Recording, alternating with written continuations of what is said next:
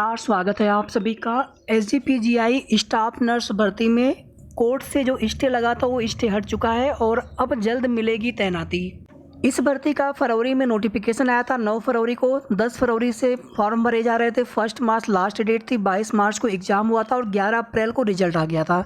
उसके बाद से हाई कोर्ट की लखनऊ बेंच और इलाहाबाद हाई कोर्ट दोनों ही जगह पर कुछ रीट्स पड़ गई थी, जिसकी वजह से जिसमें एक रीट में आप देखेंगे कि भर्ती में आगे की प्रोसेस पर स्टे लग गया था। उसके बाद चिकित्सा शिक्षा विभाग की तरफ से हाई कोर्ट में स्पेशल अपील फाइल की गई थी और उस पर सुनवाई करते हुए माननीय न्यायालय की तरफ से सिंगल बेंच के स्टे को खारिज कर दिया गया है। तो स्टे हट चुका है और अब जल्द नियुक्ति मिलने की उम्मीद है। इसके पहले की प्रोसेस आप देखेंगे काफ़ी तेज़ी से पूरी की गई है, तो आगे नियुक्ति की प्रक्रिया भी जल्दी कंप्लीट होगी। आगे बात करेंगे हम लोग यूपी एनएचएम 17,000 वैकेंसी में रिजल्ट कब तक आ सकता है। वीडियो को आप सभी लाइक और शेयर कर दिया करें और अगर आपने अभी तक चैनल को सब्सक्राइब ना किया हो तो जरूर सब्सक्राइब कर लेंगे। हमारी पूरी कोशिश होती है जो भी सही और ऑथेंटिक अपडेट हो आप सभी को हमारे चैनल के माध्यम से समय समय पर मिलती रहे। तो जैसा कि आप सभी यहाँ पर देख सकते हैं 1974 पदों पर स्टाफ नर्स की भर्ती से रोक हटी, जल्द तैनाती। विभाग की विशेष अपील पर हाई कोर्ट ने खारिज किया स्टे। महानिदेशालय नियुक्ति प्रक्रिया को आगे बढ़ाने की तैयारी में जुटा। 1974 स्टाफ नर्स की भर्ती प्रक्रिया पर स्टे को लेकर विशेष अपील दाखिल की गई थी। कोर्ट ने स्टे खारिज कर दिया। सिंगल बेंच से जो स्टे हुआ था। किंजल सिंह डीजी चिकित्सा शिक्षा। तो चिकित्सा शिक्षा विभाग के द्वारा दाखिल की गई विशेष अपील पर हाई कोर्ट ने नियुक्ति पर लगी रोक को खारिज कर दिया है। ऐसे में चिकित्सा शिक्षा विभाग ने चिकित्सा महाविद्यालयों में स्टाफ नर्स की तैनाती प्रक्रिया को आगे बढ़ा दिया है। हालांकि यह तैनाती कोर्ट के अंतिम निर्णय के अधीन की जाएगी। स्टाफ नर्स के 1974 पदों के लिए एसजीपीजीआई द्वारा प्रवेश परीक्षा आयोजित की गई थी, या कह लीजिए आप सीबीटी बेस्ड एग्जाम हुआ था, आप ऐसे कह लीजिए इसको, जिसमें 57,994 के लगभग अभ्यर्थी सफल हुए थे। इस परीक्षा को लेकर कुछ अभ्यर्थियों द्वारा उच्च न्यायालय इलाहाबाद और लखनऊ बेंच में रीट दायर की गई थी, जिसमें से एक मामले में कोर्ट ने भर्ती प्रक्रिया पर स्टे दे दिया था। विभाग द्वारा इस फैसले के खिलाफ विशेष अपील स्पेशल अपील फाइल की गई थी, जिसकी सुनवाई करते हुए कोर्ट ने स्टे आदेश को खारिज कर दिया है सिंगल बेंच के। अब चिकित्सा शिक्षा विभाग ने सफल अभ्यर्थियों के काउंसलिंग की तैयारी शुरू कर दी है। इसके आगे देखिए यूपी एनएचएम 17,000 वैकेंसी में रिजल्ट को लेकर के कन्फर्म अपडेट नहीं मिल पा रही है। संडे को हमने आप सभी से कहा था कि मंडे या ट्यूसडे तक आप सभी को जो कुछ भी जानकारी मिलेंगी बताएंगे, लेकिन कोई जानकारी कोई कन्फर्म अपडेट न मिल पाने की वजह से आपको कोई भी सूचना कोई भी अपडेट आपको नहीं दे पाए थे।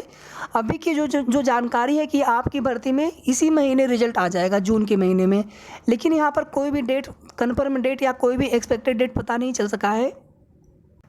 आप सभी जानते हैं कि एएनएम 92-12 भर्ती में ज्वाइनिंग की प्रक्रिया रुकी हुई है, चल रही है, ऐसा कह लीजिए, रुकी हुई नहीं, जो नियुक्ति की प्रक्रिया है चल रही है। और इसके पहले जो कुछ भी सीटें होल्ड करने का आदेश था सुप्रीम कोर्ट का पहले का, आप देखेंगे उस आदेश में संशोधन करते हुए केवल 5 सीटें होल्ड रखी जानी है। तो 5 सीटें छोड़ करके विभाग की तरफ से ज्वाइनिंग की प्रक्रिया की जानी है।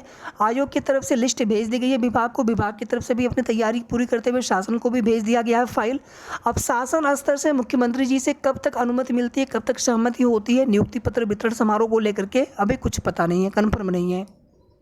तो आप सभी के कमेंट भी आते रहते हैं, कई कमेंट हमने देखे इसके पहले कई बार, कि उसमें ये बोला जाता है कि एएनएम 92-12 भर्ती में ज्वाइनिंग के बाद यहाँ पर रिजल्ट आएगा। तो देखिए उस भर्ती से इस भर्ती से कोई मतलब नहीं। हालांकि विभागीय स्तर पर देखेंगे तो एक संविदा की भर्ती है और एक आपकी अस्थायी भर्ती है, लेकिन ये भर्ती एनएचएम से की जा रही है। इस भर्ती को एनएचएम को पूरा करना है, रिजल्ट देना है, आगे ज्वाइनिंग आदि की प्रक्रिया कराएंगे डीबी होने के बाद।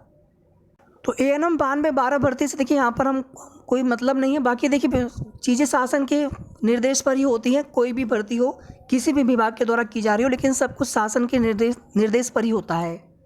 तो यहाँ पर आपको कोई भी एक्सपेक्टेड डेट भी नहीं बता पा रहे हैं, क्योंकि कोई भी ऐसी जानकारी मिल नहीं पा रही, तो अनुमान से चीज़ें बताना उचित नहीं होता। बस आप सभी इतना मान करके चलें कि इसी महीने आपको इस वैकेंसी में ANM staff nurse, lab technician और फार्मासिस्ट के पोस्ट पर रिजल्ट देखने को मिल जाएगा।